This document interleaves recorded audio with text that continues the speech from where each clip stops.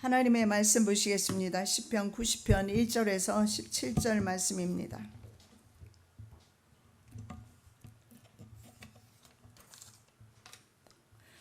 주여, 주는 대대에 우리의 거처가 되셨나이다. 산이 생기기 전, 땅과 세계도 주께서 조성하기 전, 곧 영원부터 영원까지 주는 하나님이시니이다. 주께서 사람을 티끌로 돌아가게 하시고 말씀하시기를 너희 인생들은 돌아가라 하셨사오니, 주의 목전에는 천년이 지나간 어제 같으며 밤의 한 경점 같을 뿐임이니이다. 주께서 저희를 홍수처럼 쓸어가시나이다. 저희는 잠깐 자는 것 같으며 아침에 돋는 풀 같으니이다. 풀은 아침에 꽃이 피어 자라다가 저녁에는 뱀바 되어 마르나이다. 우리는 주의 노에 소멸되며 주의 분내심에 놀라나이다. 주께서 우리의 죄악을 주의 앞에 놓으시며 우리의 은밀한 죄를 주의 얼굴빛 가운데 두셨사오니, 우리의 모든 날이 주의 분노 중에 지나가며 우리의 평생이 일시간에 다하였나이다. 우리의 연수가 70이요 강건하면 80이라도 그 연수의 자랑은 수고와 슬픔뿐이요 신속히 가니 우리가 날아가나이다. 누가 주의 노의 능력을 알며 누가 주를 두려워하여야 할 때로 주의 진노를 알리까? 우리에게 우리 날 계수함을 가르치사 지혜의 마음을 얻게 하소서. 여호와여, 돌아오소서. 언제까지니까? 주의 종들을 긍휼히 여기소서. 아침에 주의 인자로 우리를 만족해 하사 우리 평생에 즐겁고 기쁘게 하소서. 우리를 공곡해 하신 날수대로와 우리의 화를 당한 연수대로 기쁘게 하소서. 주의 행사를 주의 종들에게 나타내시며 주의 영광을 저희 자손에게 나타내소서. 주 우리 하나님의 은총을 우리에게 임하게 하사 우리 손의 행사를 우리에게 경고케 하소서. 우리 손의 행사를 경고케 하소서. 아멘. 우리의 연수가 70이고 강건하면 80이라도 연수의 자랑은 수고와 슬픔뿐이라고 말씀합니다. 그런 것 같습니다. 수고와 모든 슬픔을 이 시간에 주님 앞에 올려드립니다. 주님이 친히 말씀하여 주시옵고 이제는 우리의 날 기수하는 지혜를 도와야 주시어서 남은 생에는 하나님께서 기뻐하시는 삶을 살게 하여 주시옵소서. 오늘도 주님께서 친히 말씀 증거하여 주실 줄 믿사오며 거룩하신 예수 그리스도 이름으로 기도드립니다. 아멘. 제목의 말씀은 어떻게 살아야 잘 사는 것인가. 나름대로 열심히 살아봤습니다만 후회되는 것 많이 있습니다. 오늘 성경에서 그러면 우리는 어떻게 살아야 할 것인가? 하나님께서 영원 불변한 우리의 거처라고 1절에서 6절에 말씀합니다.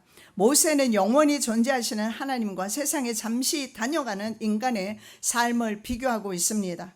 그러면서 주님은 모든 세대에 걸쳐 줄곧 우리의 거처가 되셨다고 말씀합니다. 한 세대는 갑니다. 그리고 다음 세대가 계속되는 그런 세대에 하나님은 여전히 동일하신 분임을 말씀하고 있습니다. 한 하루를 내가 어떻게 살아가야 될 것인가? 오늘 제목의 말씀은 어떻게 살아야 잘 사는 것인가? 하나님께서 보셨을 때 말입니다. 예수 그리스도는 어제나 오늘이나 영원토록 동일하시느니라. 물론 나보다 더 높은 존재 하나님을 믿지 않으면 소용없습니다마는, 그러나 그분은 살아계시고 그분은 영원히 계신다. 우리는 가지만 그분은 계신다. 모세는 하나님의 영원 불변성을 말씀하면서 불변하신 하나님이 이 가변성 세상에 살아가는 우리 신앙 공동체를 위해서 가장 믿을 만한 피난처임을 말씀하고 있습니다. 이 거처라는 뜻은요, 거주지란 뜻으로 영구히 사는 거주지가 아니고 여행자가 잠시 거주하는, 체류하는 장소를 의미합니다. 저는 미국에서 영원히 살 것처럼 집 짓고 살았습니다. 그러나 때가 되니까 또 하나님께서 한국으로 보내셔서 저는 지금 여기 와 있어요. 제가 또 미국 가기 전에는 어땠을까요? 과천에 살면서 정말 내 사위까지 보고 며느리도 보고 하면서 내가 과천집을 꾸며도 봤지만 역시 그것도 놓고 제가 미국을 갈 수밖에 없었던 것을 기억합니다. 그래서 우리는 떠돌이구나. 나는 떠돌이다. 이런 생각을 해봅니다. 자, 미국 시민권을 받지 못한 수많은 사람들을 저는 그곳에서 오랫동안 봤습니다. 그런데 그들은 굉장히 많이 불이익을 당합니다. 세금도 많이 내지요. 그리고 등록금도 3분의 2를 더 내게 됩니다. 그리고 법적으로 보호를 받지 못하고 법에 저촉되는 일을 했을 때는 가족들도 남겨둔 채 추방을 당해야 되는 사람들을 봅니다. 교민들은 오면은요, 일단은 좋은 집을 사고 빚을 내서 좋은 차를 삽니다. 그래서 한국 그로서리를 가면은요, 차들이 정말 다 좋아요. 한국에서 타보지 못해서 원 없이 타보는 것인지는 모르겠지만, 그러나 그 중에 뱅크럽시 하는 사람들, 파산 신청하는 사람들이 굉장히 많다는 사실을 알 수가 있습니다. 자, 모세는요, 자기 스스로 오랜 광야 생활, 떠돌이 생활을 했습니다. 그래서 일정한 집이 없는 나그네 삶의 고됨을 누구보다도 잘 알고 있었습니다. 자, 그는 안정되게 어쩌면 40년 동안 궁궐에 살았습니다. 그러나 이집트 사람을 죽이고 군대 추격을 받으면서 미디안 광야로 도망가서 그곳에서 40년을 더 보내고 80세에 이제 비로소 하나님의 사역을 시작합니다. 40세에 사람을 죽이면서까지 하나님 나라 일을 하려는 그의 잘못된 사상이 깨어지고 생각이 깨어지는 기간이 80세가 되었던 것 같습니다. 그래서 80세가 되면 비로소 좀 하나님의 일을 할 수 있고 사업도 좀 제대로 할 수 있는 것 아닌가, 그렇게 생각을 해봅니다. 그런 의미에서는 아직도 젊으세요. 사장님 여러분들. 자, 80세에 하나님의 부르심을 받고 어디로 갑니까? 이스라엘 백성을 끌고 광야로 들어가게 됩니다. 그래서 광야 생활을 40년 합니다. 그래서 이분은 말입니다, 40년만 궁중에 있었고 80년은 광야 생활을 합니다. 텐트 치고 살았어요. 그리고 120세의 삶을 마감하면서 그분은 인생이 바로 나그네였음을 기억하고, 그리고 자기 스스로 또 그 나그네 생활을 선택했다는 사실을 성경에 볼 수가 있습니다. 믿음으로 모세는 장성하여 바로의 공주의 아들이라 칭함을 거절하고 도리어 하나님의 백성과 함께 고난받기를 잠시 죄악의 낙을 누리는 것보다 더 좋아하고 그리스도를 위하여 받는 능력을 애굽의 모든 보화보다 더 큰 재물로 여겼으니 이는 상 주시는 이심을 바라봄이라. 나라도 집도 없이 광야를 40년 동안 떠돌았던 이스라엘 백성도 역시 그들에게 있어서 유일한 쉼터는요, 바로 우물곁이었습니다. 종려나무 아래였습니다.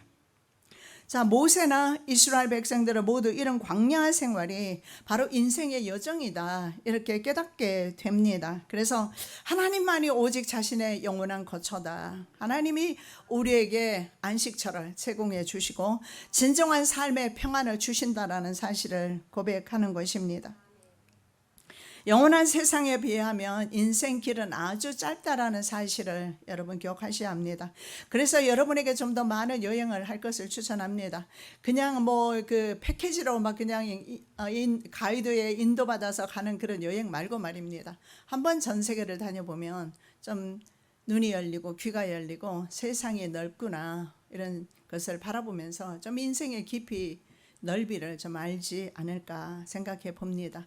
왜냐하면 세상은 참으로 넓고 우리가 보지 못하고 경험하지 못하고 만나지 못한 사람들이 너무 많습니다. 그런데 우리는 무턱대고 하나님은 없다라고 그런 무식한 소리는 안 하면 좋겠어요. 왜냐하면 제가 전에 미국에 다녀오지 못할 때는 미국에 대해서 별반 아는 게 없었어요. 그냥 사는구나, 잘 사는 나라구나, 강대국가구나, 참 좋겠다, 이 정도였지만, 그러나 그곳에 살아보면 여러분 어떻게 생각합니까? 미국에는 총이 굉장히 위험하구나. 저는 20년 동안 살면서 총의 위협을 느껴본 적 없습니다. 아주 평안해요. 미국 사람들은 한국을 바라볼 때 맨날 건물이 무너지는 나라구나, 저한테 그런 질문을 해요. 일부분을 본 거예요. 이렇게 우리는 모르는 부분들이 너무 많은데 하물며 이 영적인 세계를 우리가 경험하지 않고 어떻게 없다라고 말하겠습니까? 하나님은 살아계시고 세상의 모든 것은 변합니다. 세상 집도 영원한 집 아닙니다. 아브라함, 이삭, 야곱 등의 족장들은 국가와 일정한 거처가 없이 나그네처럼 지냈습니다. 그런데 그들이 가는 곳이 바로 자신의 집이었습니다. 왜냐하면 그곳에 바로 하나님의 보호가 있었기 때문에 안전한 삶을 살 수가 있었습니다. 과거에는 힘만 있으면 다른 사람을 죽일 수 있는 그런 사회에 살아갈 때 그들이 안전하게 살 수 있었던 것은 바로 하나님의 보호 때문이었습니다. 하나님 없는 삶은 어떤 성공이나 출세를 했더라도 공허할 것입니다. 미국의 복권이 바로 메가밀리언스라고 합니다. 1등 현재 당첨금이 현재 11억 달러입니다. 약 1조 4,316억 원 정도 돼요. 왜냐하면 지난 4월 15일 이후에 1등 당첨자가 나오지 않아서 당첨금이 계속 2월이 돼요. 그래서 그 누적 당첨금의 그 규모가 사상 최고랍니다. 지금. 여러분 한번 제가 질문해 보겠습니다. 1조 평생 우리 만져보지도 못합니다. 그냥 숫자입니다. 1조 4,316억 원 당첨 복권이 어려울까? 아니면 하나님의 자녀가 되는 것이 어려울까요? 그 뭐 뻔한 그 답하지 마시고 한번 생각 좀 해보시고, 1조 4,316억 원입니다. 당첨 확률은 3억 300만 분의 1입니다. 이렇게 복권에 당첨할 확률이 낮습니다. 미국의 인구가 3억이 좀 넘습니다. 그래서 미국의 인구 중에 한 명이 당첨될 거란 말입니다. 그런데 그래도 그 중에 한 명은 당첨되지 않습니까? 그래서 당첨될 확률이 있습니다. 왜냐하면 자신의 노력으로 복권을 사다 보면 누군가는 되지 않습니까? 확률이 있어요. 그런데요, 하나님의 자녀 되는 것은 확률이 없습니다. 인간 편에서는. 오해 안 하셨으면 좋겠어요. 뭐 내가 교육하면 되지 않느냐. 부르지 않는 사람은 왔다고도 갈 겁니다. 그러나 하나님께서 선택은 하나님께서 하세요. 하나님 자녀는 하나님께서 선택하시고 당신의 나라에 드릴 사람이기 때문에 하나님의 마음에 합한 사람으로 하나님이 선택하세요. 그렇기 때문에 당첨 확률이 제로입니다. 하나님께서 하실 때 확률이 있습니다. 자, 인간 편에서는 가능성이 없기 때문에 그렇습니다. 하나님의 주권이 되기 때문에 그렇습니다. 다시 한번 질문해 보겠습니다. 복권에 당첨되는 것이 좋겠습니까? 아니면 하나님의 자녀 되는 것이 좋겠습니까? 믿음의 사람 뻔한 대답하지 마시고요. 생각 좀 해보세요. 1조 4,316억 원.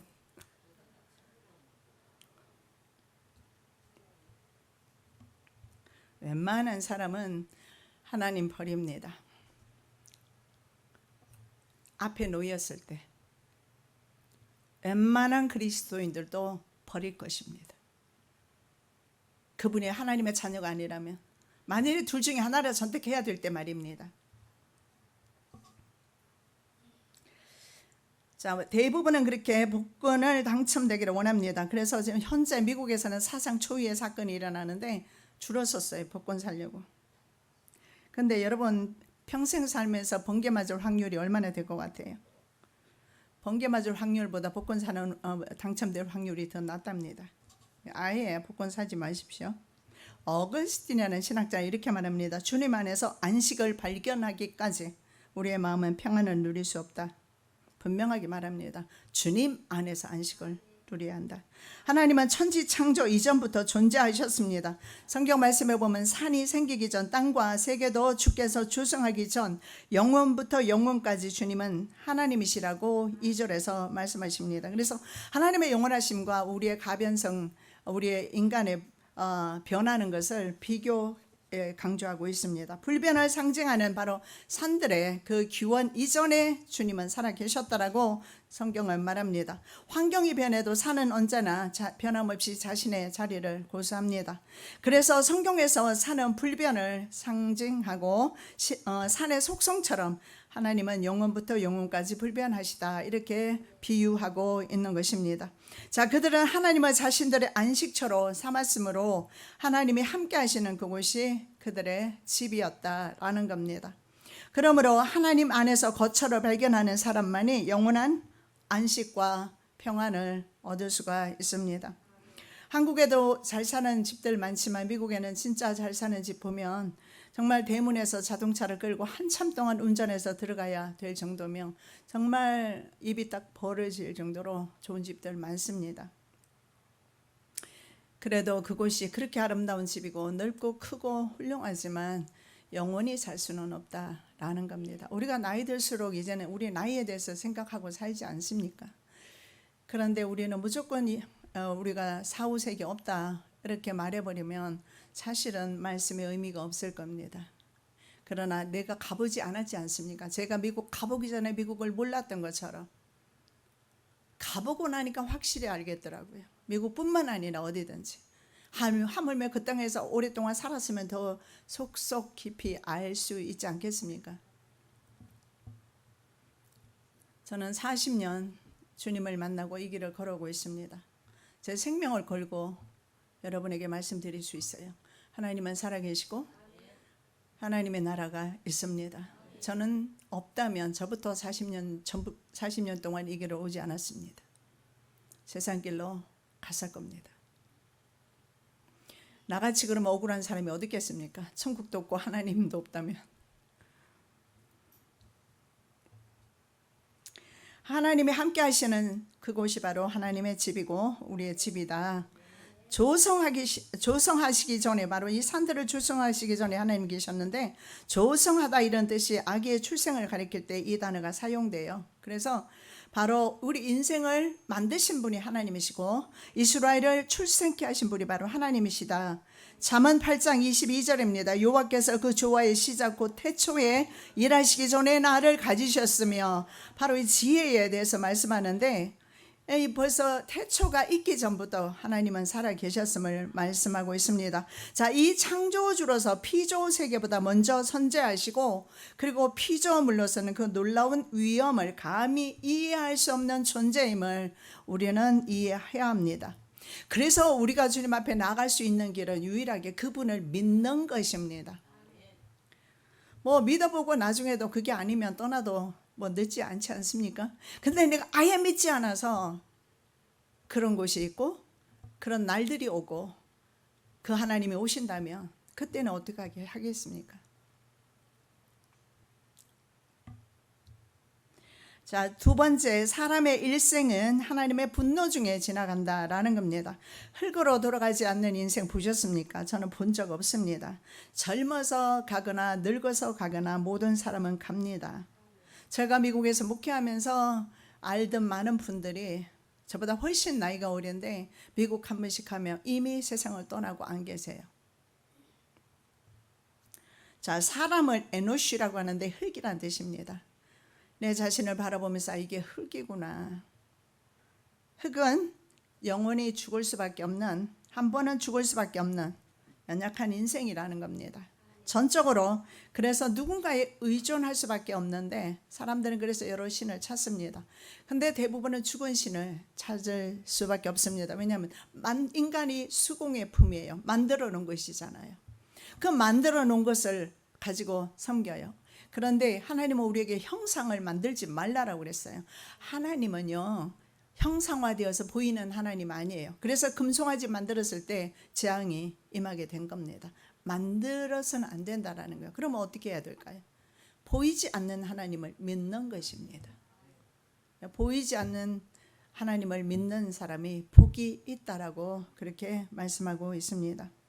이는 저가 우리의 체질을 아시며 우리가 진토임을 기억하시미로다. 인생은 그 날이 풀과 같으며 그 영화가 들의 꽃과 같도다. 시편에 말씀하고 있습니다. 체질이라고 그랬어요. Dust of ground라고 그랬어요. 더스트는 먼지라는 뜻입니다. 땅의 먼지가 바로 나 자신이다. 그래서 내가 많은 노력을 하지만 그 노력한 대로 인생이 돌아가지 않아요.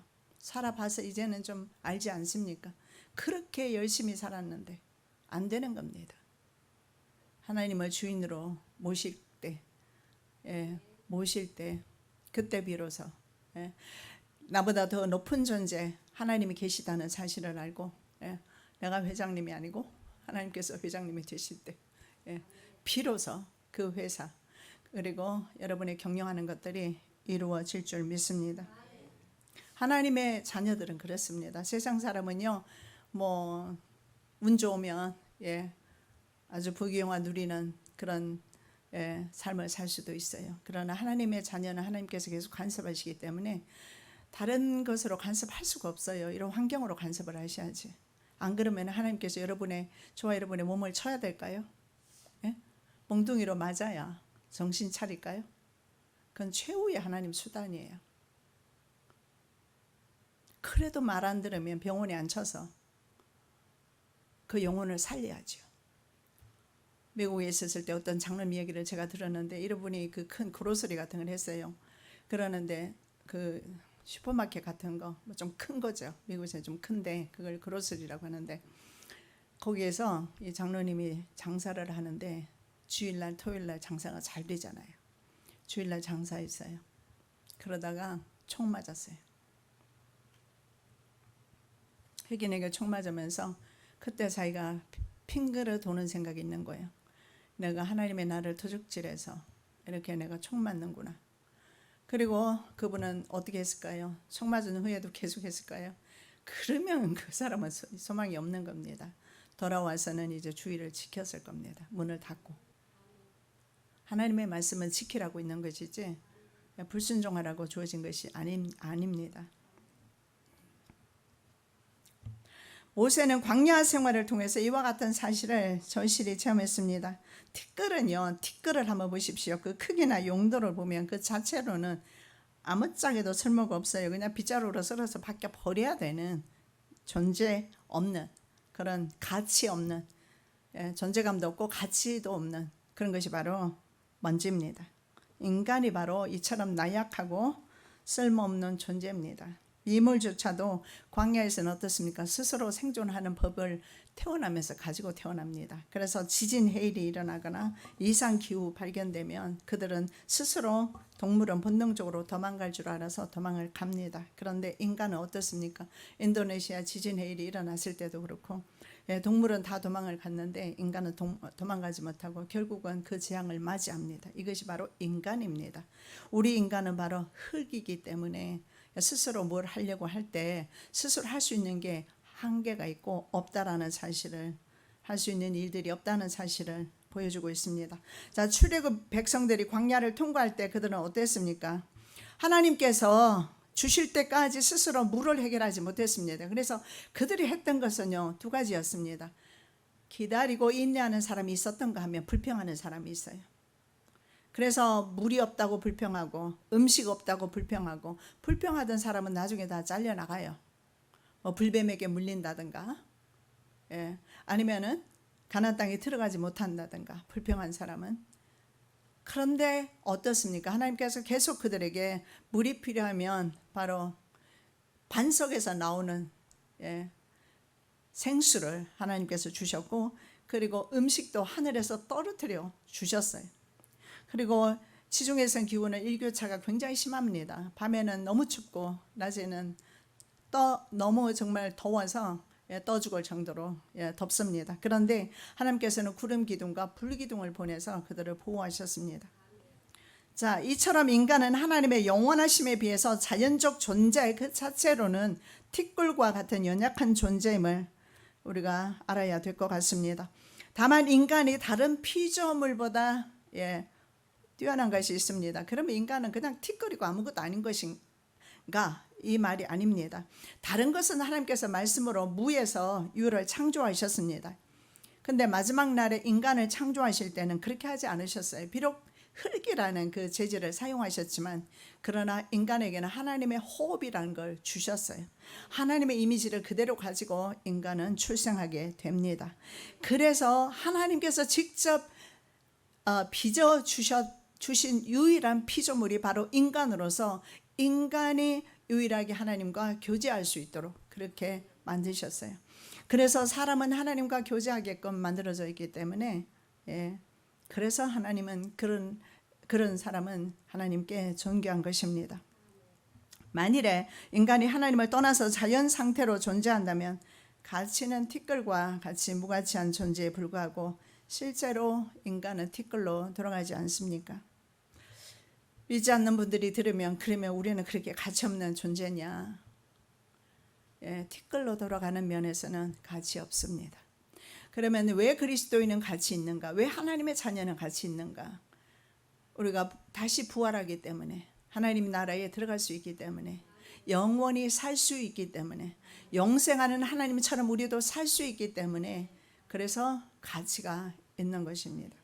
자, 흙집에 인간은 산다고 말씀하고 있습니다. 그래서 흙으로부터 왔으니 시간이 되면 다시 그곳으로 돌아갑니다. 내가 얼굴에 땀이 흘러야 식물을 먹고 필경은 흙으로 돌아가려니 그 속에서 내가 취함을 입었음이라. 너는 흙이니 흙으로 돌아갈 것이니라 하시니라. 이 티끌로, 이것은 바로 먼지라는 말이기도 합니다. 티끌, 먼지입니다. 먼지라는 말이기도 하지만 멸망으로 이런 의미도 있어요. 그래서 인생은 결국은 멸망으로 가는데 그 멸망이 바로 죽음이라는 것입니다. 그래서 모든 인류는 죽음의 멸망을 당하는 존재임을 알 수가 있습니다. 욥기 4장 19절입니다. 하물며 흙집에 살며 티끌로 털을 삼고 하루살이에게도 눌려 죽을 자이겠느냐. 흙집에 살면서, 이게 바로 우리 몸이 흙집이라고 말하고 있습니다. 우리 인생이 어디로 가는가 성경에서만 말씀해 주고 있어요. 다시 흙이기 때문에 흙으로 돌아간다. 그럼 우리의 영혼은 어떻게 될 것인가? 그것도 역시 성경에서 말해 줍니다. 위로 올라간다. 하나님 계신 바로 그 위로 올라간다, 이렇게 말씀하고 있습니다. 그래서 돌아가라 이렇게 말하는데, 슈버라는 단어가 바로 유턴입니다. 길을 잘못 가다가, 잘못 갔을 때는 어떻게 해야 됩니까? 계속 고집스럽게 그 길을 가면 어떻게 돼요? 목적지는 다른 곳이 나오겠죠. 유턴해 하셔야죠. 유턴하면 자기가 원하는 목적지로 갈 수가 있습니다. 우리 종종 차 타고 가다가 새길 막 빠지잖아요. 그렇죠? 방심하면, 내비게이션만 믿고 가다가 막 대화하다가 보면 빠지기도 하고, 잘못 보면 미리 빠지기도 하고, 아니면 통과해버리기도 하고 막 그러지 않습니까? 그럼 어떻게 합니까? 적어도 돌아올 줄 알아요. 운전하는 분은 다 알아요. 바로 우리가 인생살이 잘못하고 있으면 하나님께로 돌아오셔야 합니다. 인간의 유한성, 일시성, 그리고 덧없음을 보여주고 있습니다. 자, 인생이 살아있다 해도 그 인생 길이에 대해서 성경에 말씀하고 있는데, 밤의 한 경점이라고 말하고 있습니다. 결국은 이 시간을 통해서, 이 시간이라는 것을 통해서 인간의 나약함과 인간 삶의 한계를 보여주고 있습니다. 정말입니다. 다른 분도 마찬가지겠지만 저는 이상하게 이 나이에 대해서 많이 좀 민감합니다. 여자라서 그런지는 모르겠지만 좀 민감하게 자꾸 생각이 들어요. 그리고 100세 어머니를 모시면서 제가 이 늙어감에 대한 그런 슬픔, 다른 사람의 도움 없이는 아무것도 할 수 없는 그런 모습을 보면서 하루 할 수 있는 게 간단해요. 성경 말씀 읽어요, 기도해요, TV 봐요. 산책도 잘 못하시죠. 한 번씩 모시고 나갈 때 산책하시지. 딱 3가지로 제한돼요. 그나마 우리 어머니는 복 터지신 양반이에요. 항상 성전에 계셨어요. 필라 수양관에 가도 또 수양관이 있잖아요. 그래서 그 성전에서 기도하시고, 여기 오셔도 성전에서 기도하시고, 그리고 할 수 있는 거는 굉장히 제한이 돼요. 이런 날들이 오기 전에 우리가 제대로 좀 살아야 되겠다. 저는 이런 생각 좀 많이 해봅니다. 그래서 하루를 허투루 살지 않고, 정말 하나님께서 기뻐하시고 내가 생각해도 참 잘 살았다, 나중에 인정할 수 있는 삶을 살아야 되겠다는 생각을 해봅니다. 그래서 여러분, 이 시간이라는 개념을 좀 깊이 한번 묵상해 보시기 바랍니다. 시간을 묵상하시면 바로 인간의 일생이 하나님의 영원하심에 비해서 밤의 한순간이고 잠깐 자는 것 같고 아침에 돋아나서 저녁에 베이는 풀과 같다, 이렇게 말씀을 할 수가 있습니다. 자, 그러므로 인간이 1000년을 산다고 해도 그것은 주의 영원하심에 비해서 잠깐 지나간 어제와 같다라고 성경을 말씀하고 있습니다. 왜냐하면 하나님에게 있어서 1000년은 인간에게 밤의 한 경점인데, 자, 과거에는 밤을 4등분합니다. 그 중에서 이제 한 시간대를 경점이라고 그렇게 말을 해요. 그래서 잠자고 있는 사람에게 있어서 이 시간은 어떻습니까? 아무것도 아니다. 여러분, 예를 들어서 우리 어머니처럼 100세를 산다고 했을 때 3분의 1은 우리가 잠을 잔다고 생각해봐. 24시간 중에 7시간, 8시간을 자지 않습니까? 그러면 3분의 1은 잠을 자요. 그럼 100세를 살아도 70세만 깨어 있는 거잖아요. 그럼 30세는 이미 죽어 있는 거예요. 죽는 연습을 미리 하는지도 모르겠습니다. 그래서 이 시간의 의미를 여러분 깊이 생각하면 하나님이 보입니다. 왜냐하면 내 시간대가 이렇게 짧구나. 예. 그래서 여러분 잠자는 시간이 많이 아깝지만 자지 않으면 또 인간은 또 활동할 수가 없지 않습니까? 이것이 인간이라는 한계, 그 한계를 벗어나지 못하는 인간인 것입니다. 그래서 하나님과 인간이 다른 점이 바로 이 부분이 다릅니다. 자, 구약시대의 신자들은 어땠습니까? 1000년을 살았어요. 1000년을 살아도 300년은 자설 것이고 700년을 사는 것이 됩니다. 1000년을 살았다 하더라도. 그런데 영원히 존재하시는 하나님에 비하면 이것도 아무것도 아니다. 그런데 하물며 인간 수명 7, 80년은 정말 무상하다. 결국 시간이 흐르면서 모든 사람은 왔던 곳으로 돌아갑니다. 사람의 삶의 질은 또 어떠합니까? 여러분 아프리카나 전쟁 지역이나 남미 쪽에 한번 가보십시오. 저는 남미 쪽으로 선교를 가봤는데 40세가 되면요 거의 대부분 무슨 여러 가지 많이 병에 걸려 죽어요. 먹는 것이 거의 없어요. 특히 산간지방에서 사는 사람들을 보면 40세가 되면 우리나라의 한 굉장히 빨리 늙어요. 한 70, 80세의 얼굴인 것 같아요. 삶의 질은요 절대 빈곤에 시달리면서 제 명대로 살지 못하고 죽는 것이 인생입니다. 한국은 복받은 이유를 누누이 말씀드리지만 우리는 복음을 받아들였기 때문에 한번 여러분 보십시오. 그 복음을 받아들인 국가치고 못 사는 나라 있는가? 없어요. 기독교 국가치고 못 사는 나라 있으면 한번 저한테 말씀을 해보세요. 제가 좀 연구 좀 해볼게요. 없어요. 복음이 들어가면 일단 잘 살아요. 우리나라에 복음이 들어오면서 이렇게 잘 살게 됩니다. 뭐 믿거나 말거나 저는 그렇게 믿습니다. 그거 사실이고요. 사실입니다.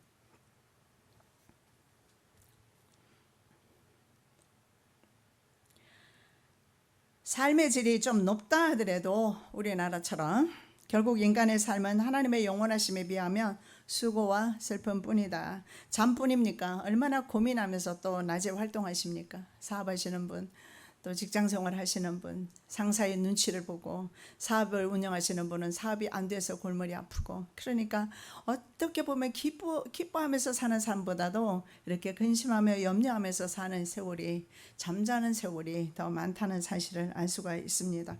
자, 우리 인생이 이렇게 고난의 떡을 먹으며 살다가 죽게 되는 것이 바로 우리 주위에 대한 하나님의 분노라고 오늘 성경을 말씀합니다. 자, 9절의 말씀에 주께서 우리의 죄악을 주의 앞에 놓으셨고 우리의 은밀한 죄를 주의 얼굴빛 가운데 두셨으므로 우리의 모든 날은 주의 분노 중에 지나가며 우리의 평생은 순식간에 지나간다. 그래서 10절에서 우리의 연수가 70이고 강건하면 80이라도 연수의 자랑은 수고와 슬픔뿐이요 신속히 가니 우리가 날아간다. 나이가 들수록 날아간다는 말을 실감하고 있습니다. 바로 하나님께서 그 죄 때문에 우리 인생을 이렇게 짧게 하셨다. 에덴 동산에서는 영원히 살 수 있는 존재였습니다. 왜냐하면 생명나무 실과가 있었습니다. 그러나 신라군 한 이후에 우리의 모든 날은 주님의 바로 분노 중에 지나간다라는 겁니다. 자, 이 지나가다라는 단어가 원어에 보면 쇠퇴하다 이런 의미가 있어요. 그래서 그냥 뭐 바람처럼 휙 지나가는 것이 아니라 인생은요 계속해서 쇠퇴한다는 거예요. 힘이 빠지는 거예요. 오늘보다 내일이 계속 힘이 빠질 것이고 계속 힘이 빠져서 달팽이처럼, 달팽이는 자기 몸을 끌고 다니면서 자기 몸을 다 닳게 만들어요. 그래서 결국은 다 닳아버리고 그리고 나서 죽게 되잖아요. 그리고 우리 인생도 똑같다. 쓸 때까지 써요. 그런데 내 힘을 이제는 여러분 이 나이쯤 되면 결정하셔야 돼요. 결단하셔야 됩니다. 이 남은 힘을 내가 어떻게 사용할 것인가 목적을 정하셔야 돼요. 살아계신 하나님과 하나님 나라에 대해서 좀 영적인 부분, 짧은 세상 내 육체보다는 영원히 살게 되는 내 영혼에 좀 더 남은 생애 동안은 초점을 맞춰야 되겠다. 지혜로운 사람입니다. 너희는 그를 치기를 준비하라. 일어나라. 우리가 정오에 올라가자. 아하 가깝다. 날이 기울어 저녁빛 그늘이 길었구나. 여기 이렇게 말합니다. 치러 가자고 준비하라 이렇게 말해요. 준비해라. 그리고 일어나라. 계속해서 동사를 사용해요. 준비하라. 일어나라. 우리 세상 가운데서 얼마나 준비하고 얼마나 일어나고 얼마나 열심히 삽니까? 아침 눈만 뜨면 시작해서 사업을 하는데 결과는요, 우리가 평생 그렇게 일어나서 준비하고 그리고 그 다음에 동사를 보니까 정오에 올라가자 이렇게 말해요. 그런데 그 다음에 뭐 아하 아깝다, 벌써 밤이 되었구나, 아하 내 나이가 벌써 이렇게 되었구나, 날이 기울어 저녁빛 그늘이 길었구나 이렇게 말합니다. 그렇습니다. 우리 인생 두 번 오면 좀 살아보고 다음에 또 다르게 살아보겠는데 한 번 인생 가면 끝입니다. 잘 사시기 바랍니다. 신자를 포함해서 모든 인생은 일단 수월로 내려갑니다. 자, 육신의 몸이 한 번은 썩음을 당해야 된다라는 겁니다. 언젠가는 무덤으로 가야 됩니다. 믿건 안 믿건 다 무덤으로 갑니다. 에덴 동산에서 범했던 우리 조상 아담의 범죄로 하나님의 진노, 징벌 아래 있기 때문입니다. 죄 없는 사람 없지 않습니까? 모두 죄를 짓고 삽니다. 연약하고 짧은 인생의 현실을 다룰 수 있는 능력을 달라고 기도해야 됩니다. 그렇다면 어떻게 살아야 될 것인가? 12절에 우리에게 우리 날 길섬을 가르치사 지혜의 마음을 얻게 하소서. 오늘 말씀 다 잊어버려도 이 말씀 한 구절, 하나님 내 남은 생에 어떻게 살 것인가 지혜를 주옵소서. 하나님의 지혜는 우리의 이런 짧은 인생을 어떻게 다루는지 알게 해줍니다. 세 번째, 우리는 이런 인생을 어떻게 살아야 할 것인가? 13절에서 17절에 보면 답이 잘 나와 있습니다. 지혜는 자신이 하나님 앞에 어떤 존재인지 알게 해줍니다. 왜냐하면 그 성경에 나오는 그 지혜는 바로 하나님께서 창조하실 때부터 그곳에 계셨고 그 지혜는 바로 하나님이시기 때문에 그렇습니다. 그래서 영원하신 하나님 앞에서 인간이 얼마나 보잘것없고 연약한 존재인지 아는 지혜를 주시라고 말합니다. 퓰리처상과 노벨 문학상을 수상한 해밍웨이 작품이 있습니다. 노인과 바다. 여러분 이 노인과 바다를 통해서 바로 삶의 의미를 짚어보게 하는데 저는 그때 영어 영문학과는 이걸 다 읽게 했어요. 우리 학교에서는. 그래서 노인과 바다를 읽었지만 그때는 이게 무슨 인생의 의미인지 전혀 몰랐습니다. 이제 와서 생각하니까 이런 참으로 삶에 깊이 있는 그런 내용이었구나 알 수가 있어요. 그 내용이 뭐냐면 늙은 어부 산티아고가 84일째 한 마리의 물고기도 잡지 못합니다. 그래서 사람들은 그가 이제 운을 다했다 이렇게 말합니다. 그런데 노인은 포기하지 않고 먼 바다까지 나갑니다. 그래서 자신의 조각배보다도 더 큰 힘이 세고 거대한 아름다운 청새치 한 마리를 며칠 동안 그 한 마리와 사투를 벌인 끝에 잡게 됩니다. 그리고 이제 막 출발해서 가려고 하는데 피냄새를 맡은 상어떼가 공격해 왔습니다. 그래서 이제 육지에 도착해 보니까 물고기 머리와 뼈, 꽁지만 남아 있어요. 이거 인생을 표현한 것 아니겠습니까? 그렇게 노력했는데 청새치 큰 한 마리 끌고 와야 되는데 나중에 보니까 꽁지 머리밖에 남지 않았단 말이죠. 자, 수고와 슬픔뿐인 인생을 해밍웨이 자신은 어떻게 살았을까요? 그는 노인과 바다 외에도 굉장히 많은 걸작들을 이제 내게 돼요. 무기여 잘 있거나 이거 들어보셨을 겁니다. 누구를 위하여 정원 울리나 뭐 이런 거. 그래서 작가로서 그는 성공 가도를 달렸습니다. 정작 본인은요 신경쇠약과 우울증에 시달리다가 엽총으로 자살하게 됩니다. 마이애미에서 한 바닷길을 2시간 정도 달리면 그곳에 키웨스트라는 곳이 나와요. 바닷길을 그렇게 길을 놨습니다. 과거에는 배로 다녔겠죠. 그곳에 가보면 박물관이 된 해밍웨이의 집이 있어요. 탄생한 집은 아니지만 지금은 보니까 관광 명소가 되어 있더라고요. 제가 그 집을 보면서 그런 생각을 했습니다. 만일 그가 하나님을 만났더라면, 하나님의 지혜를 받았다면 그의 삶의 결과는 달라지지 않았을까? 그의 걸작을 통해서 하나님께 영광 돌리지 않았을까? 이런 인생을 너희들이 살고 있으니 하나님을 좀 영접해라, 하나님의 지혜를 배우라고 좀 말했다면 얼마나 좋았을까?